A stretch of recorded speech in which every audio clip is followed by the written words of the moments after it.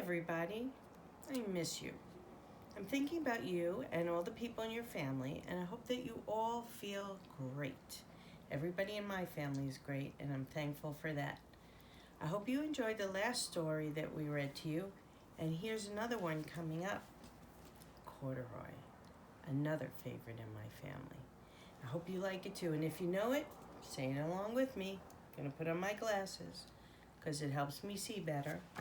And here we go. This book is by Don Freeman, and I really enjoy it. Corduroy is a bear who once lived in the toy department of a big store. Day after day, he waited with all the other animals and dolls for someone to come along and take him home. The store was always filled with shoppers buying all sorts of things, but no one ever seemed to want a small bear in green overalls. Then one morning, a little girl stopped and looked straight into Corduroy's bright eyes. "Oh, Mommy," she said, "look, there's the very bear I've always wanted." "Not today, dear," her mom sighed. "I spent too much already. Besides, he doesn't look new. He's lost the button to one of his shoulder straps." Corduroy watched them sadly as they walked away. "I didn't know I lost a button," he said to himself. "Tonight I'll go see if I can find it."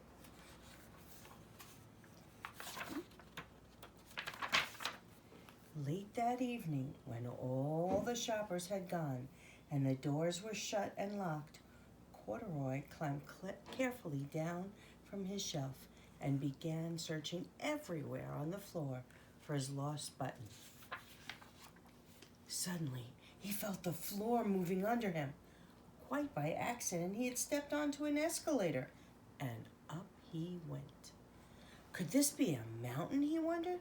I've always wanted to climb a mountain. He stepped off the escalator as it reached the next floor, and there, before his eyes, was the most amazing sight. Tables and chairs and lamps and sofas and rows of beds. "This must be a palace," Corduroy gasped. "I guess I've always wanted to live in a palace." He wandered around admiring the furniture.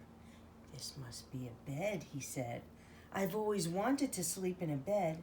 And up he crawled onto a large, thick mattress. All at once, he saw something small and round.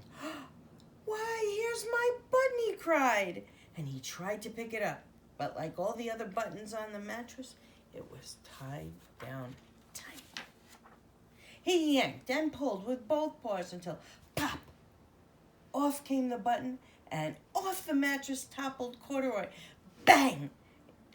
Into a tall floor lamp. Over it fell with a crash. Corduroy didn't know it, but there was someone else awake in the store. The night watchman was going his rounds on the floor above when he heard the crash, and he came dashing down the escalator. "Now, who in the world did that?" he exclaimed. "Somebody must be hiding around here." He flashed his light under and over sofas and beds until he came to the biggest bed of all, and there he saw 2 fuzzy brown ears sticking up from under the cover. "Hello," he said. "How did you get upstairs?" The watchman tucked Corduroy under his arm and carried him down the escalator and set him on the shelf in the toy department with the other animals and dolls. Corduroy was just waking up when the first customers came into the store in the morning, and there, looking at him with a wide, warm smile, was the same little girl he had seen only the day before.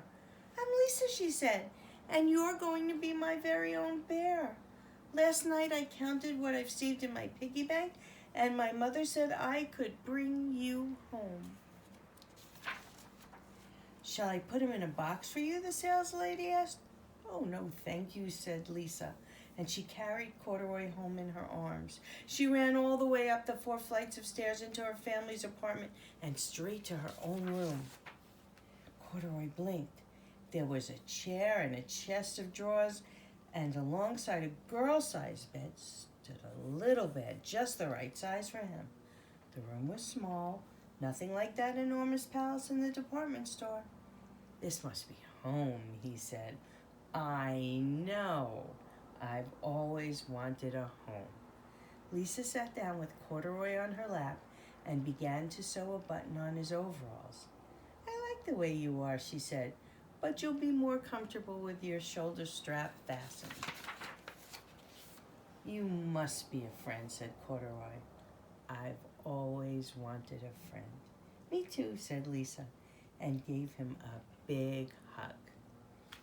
I wish I could give all of you a big hug right now, because I really, really miss you. But I'm sending you kisses and my wishes for your good health and a fun day. See you next time.